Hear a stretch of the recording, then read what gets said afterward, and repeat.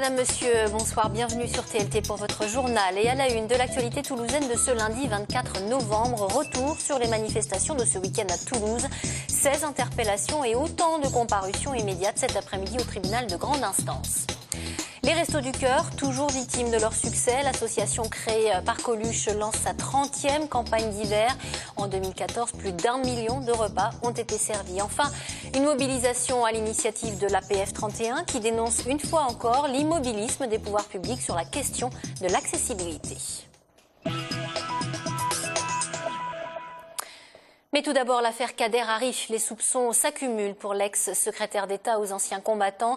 Cité dans une enquête pour favoritisme, il a présenté sa démission à François Hollande en fin de semaine dernière et aussitôt remplacé par le sénateur Jean-Marc Todeschini. Et bien, selon nos confrères du JDD, les affaires de favoritisme qui inquiètent actuellement Kader Arif s'étendraient jusqu'à Paris.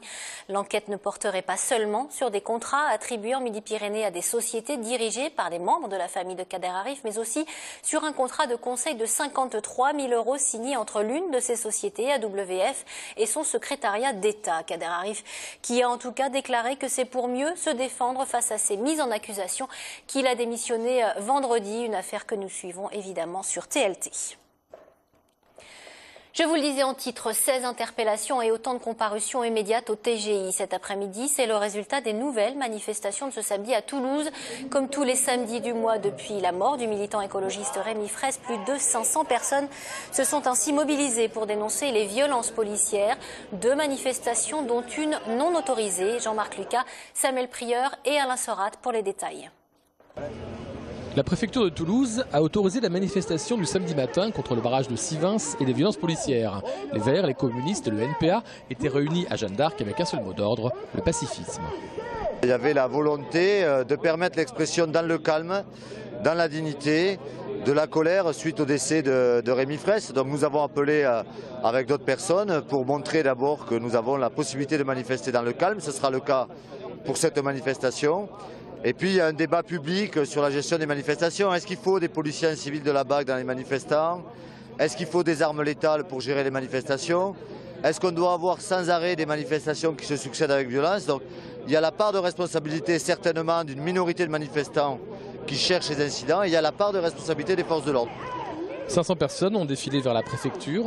Une délégation y a été reçue afin de discuter de la manière dont les forces de l'ordre en France gèrent les manifestations. Au passage, les organisations syndicales et politiques se sont désolidarisées du rassemblement de l'après-midi. Pour nous, il n'y a aucun militant dans ces réseaux-là. Le Parti communiste est très clair. Nous condamnons les violences quand elles viennent de la part d'une minorité de manifestants. Et nous n'appelons pas à manifester à 15 h. Et à ma connaissance, d'ailleurs, aucune organisation n'appelle à manifester à 15 h, puisque c'est beaucoup de choses qui sont faites via les réseaux sociaux. À 15 h, environ 2000 anti-barrages étaient réunis dans une ambiance plutôt bon enfant dans le quartier d'Esquirol. Les clowns de service ont mis l'ambiance habituelle des débuts de manifestation.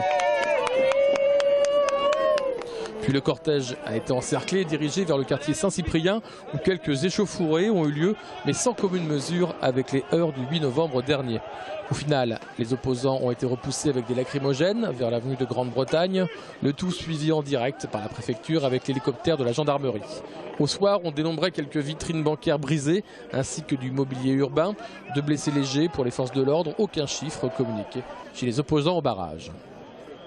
Un record de fréquentation dont il se passerait bien. Les Restos du Cœur entament aujourd'hui leur 30e campagne hivernale avec plus d'1 million de personnes accueillies l'année dernière, dont 3200 familles en Haute-Garonne. Notre département compte 36 centres et annexes. 500 repas de rue sont distribués chaque soir. Marie Larpent et Alain Sorat se sont rendus au siège des Restos du Cœur à Toulouse en plein rush. Vous allez le voir. À Toulouse, c'est avec une certaine appréhension que l'on aborde cette nouvelle campagne d'hiver, avec surtout la peur de ne pas pouvoir subvenir à tous les besoins. L'an dernier, les bénéficiaires étaient surtout des familles monoparentales, des retraités, voire des étudiants. Cette année, le profil change. Une augmentation de plus de 25% d'inscrits de gens qui vivent dans la rue, des familles avec enfants. Et voilà, ça c'est inacceptable. Pour vous donner une idée, sur un centre toulousain, sur 301 familles, nous avons 72 familles vivant dans la rue. L'an dernier en France, 454 personnes sans domicile sont mortes dans la rue, parmi lesquelles 15 enfants de moins de 15 ans. Face à des demandes toujours croissantes, les Restos du Cœur appellent à l'aide. On a tellement de besoins que je ne sais même pas par quoi je vais commencer. Nous avons actuellement 4 locaux prêtés par la mairie de Toulouse. Il nous en faut absolument un 5e avant le mois de janvier. Un local Toulouse-Nord, département de Toulouse-Nord, ça fait des années qu'on le réclame. Les Restos du Cœur sont aussi présents sur le front de l'hébergement. Actuellement, 24 places d'un local ont été supprimées pour insalubrité sans être remplacées. Il a été décidé de le remettre à niveau et de l'humaniser. Nous espérons que les travaux vont s'engager très très vite parce que nous perdons des places d'hébergement. Nous avons aussi un grand projet d'intermédiation locative qui est sur le bureau également de Monsieur le Préfet. Les Restos du Cœur enregistrent une baisse des dons des institutionnels. Les dons privés se maintiennent mais n'augmentent pas contrairement à la demande. Les restos manquent également de bénévoles, qu'ils soient de compétences ou de terrain. Accessibilité au cadre de vie exigeant la liberté de circulation. C'est avec ce slogan que l'APF 31, l'association des handicapés et les représentants des familles de Toulouse ont décidé d'occuper cet après-midi les locaux du Centre des impôts et la direction départementale des territoires. Une mobilisation symbolique et nationale pour dénoncer une fois encore le manque de réel engagement politique sur la question de l'accessibilité pour tous. Compte rendu de cet après-midi signé Pierre Bellucci.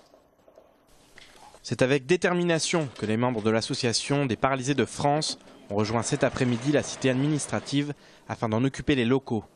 Soutenue par de nombreuses organisations, la délégation souhaite interpeller les pouvoirs publics après le report de la loi de 2005, censée instaurer le principe de l'accessibilité universelle d'ici 2015. Ça fait 40 ans qu'on attend, ça devient insupportable. Donc on vient manifester notre colère gentiment pour l'instant, puisqu'il n'est pas question de casser ou quoi que ce soit. Il est simplement question d'occuper des locaux et on va essayer de rencontrer le directeur des territoires puisqu'on n'a toujours pas obtenu de rendez-vous avec lui. Un ras-le-bol face aux difficultés quotidiennes qui poussent les associations à exiger la liberté de circulation pour tous. Ils sont prêts pour cela à rester sur place plusieurs jours afin d'être une fois pour toutes entendus et visibles. C'est quand même triste de penser qu'on vit dans une société où il y a autant de communication, où si on ne prend pas des lobbyistes, alors on n'est pas entendu, on n'existe pas, on n'est rien. On est exactement comme quand je vais chercher mon pain à la boulangerie, que je ne peux pas rentrer dans la boulangerie parce qu'il y a 2 marches pour y accéder et que j'attends devant la porte et que personne ne me demande ce que je veux, que personne ne sort de la boulangerie pour me demander quelque chose. Je n'existe pas.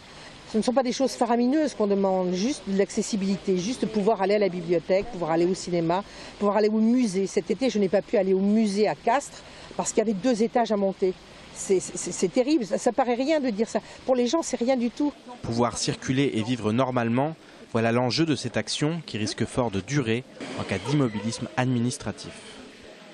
Sans transition, incivilité, agression, c'est le lot quotidien des professionnels de santé aujourd'hui. Les médecins et infirmiers qui sont dans le même temps confrontés à une plus lourde charge de travail. La profession tire la sonnette d'alarme depuis quelques temps maintenant, car dépression et burn-out entraînent de plus en plus de suicides. Alors pour répondre à cette souffrance, le Conseil de l'Ordre met en place un dispositif d'accompagnement, de sensibilisation et d'écoute. C'est le travail de l'association MO que nous présente Pascal Solaire. En France, le nombre de violences à l'encontre des médecins a augmenté en 2013, 925 contre 798 en 2012. 75% des agressions verbales ou menaces ont lieu à l'hôpital. Avec 17 agressions enregistrées en 2013, la situation en Haute-Garonne ne s'est pas aggravée, mais le nombre d'effractions dans les cabinets s'élève déjà à 98. Entre le sentiment d'insécurité que peuvent éprouver certains médecins et des situations d'épuisement professionnel, l'association MO agit depuis 4 ans pour que les médecins soient en meilleure santé. En France, la profession où il y a le plus de suicides, c'est les policiers. Les médecins viennent juste après. Et notre marqueur, c'est justement la diminution du nombre de suicides de professionnels. Et on peut s'apercevoir qu'il y a effectivement une diminution du nombre des suicides. Alors, ces situations-là sont toujours toujours multifactoriel. Ça peut être lié à une agression, à une plainte d'un patient, à un conflit avec ses collègues. Mais bien souvent, ces situations de burn-out ne se révèlent pas. L'association MO fonctionne grâce à un accueil personnalisé par téléphone. Les médecins sont mis en relation avec un de leurs confrères, spécialiste en ergonomie et en santé au travail. Créée en Midi-Pyrénées, l'association s'étend aujourd'hui sur 7 régions, un atout supplémentaire pour garantir la plus grande confidentialité. Un médecin qui présente un problème d'addiction, on en a parlé récemment, aura du mal à être hospitalisé dans la région où il exerce. Et par notre association, nous avons trouvé des lieux d'hospitalisation délocalisés. Un médecin de Midi-Pyrénées peut être hospitalisé en PACA ou en Languedoc-Roussillon et vice-versa. Depuis 2010, l'association MO est venue en aide à 320 médecins. Plus de 90% d'entre eux ont affirmé qu'elle avait répondu à leurs attentes. Avant de se quitter, un mot de sport. Avec cette exclusivité TLT, on ne le sentait pas venir, mais l'éventualité du départ de Jérôme Fernandez du Phoenix Toulouse Handball n'est pas impossible. L'actuel capitaine de l'équipe de France de hand met la pression sur son club toulousain. Son contrat se termine en juin 2015. Pour autant, il souhaite faire une dernière année en tant que joueur et convoite ensuite le poste d'entraîneur principal. On l'écoute au micro de Samuel Prieur. Pour l'instant, je ne sais pas. Je ne sais pas si je serai toulousain l'année prochaine ou si je devrais partir. Donc voilà, j'en saurai plus dans les prochaines semaines. Moi, j'aimerais effectivement pouvoir continuer ma carrière de joueur pour essayer de participer à mes derniers Jeux à Rio dans 1 an et demi. Donc voilà, comme vous l'avez compris, il me manque 1 an de contrat joueur. Puis si nos chemins venaient à se séparer, de toute façon, j'aurais passé 4 magnifiques années ici où j'aurais appris beaucoup sur moi. Je pense que je me sens prêt maintenant à passer le cap pour coacher. Je pense avoir fait mes preuves, puisque c'est plus évident aussi de montrer ce qu'on est capable de faire quand on évolue dans le championnat de France que quand on évolue à l'étranger. Donc voilà, moi de toute façon je vais continuer ma vie et ma carrière quoi qu'il arrive. Après si c'est à Toulouse, tant mieux et puis on verra bien. Tant mieux pour nous surtout. Allez, un tout dernier mot de culture avec cette excellente nouvelle. C'est une production toulousaine qui vient de remporter le prix du meilleur court-métrage au Big Water Film Festival d'Ashland aux États-Unis.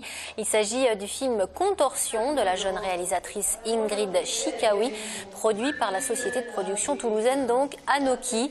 Une fiction tournée en partie au Centre municipal des arts du cirque du Lido à Toulouse. Sujet complet dans votre journal cette semaine sur TLT. On regarde quelques images. Chica, que eres un mato porque te vas así un poquito dormida. Un espèce de truc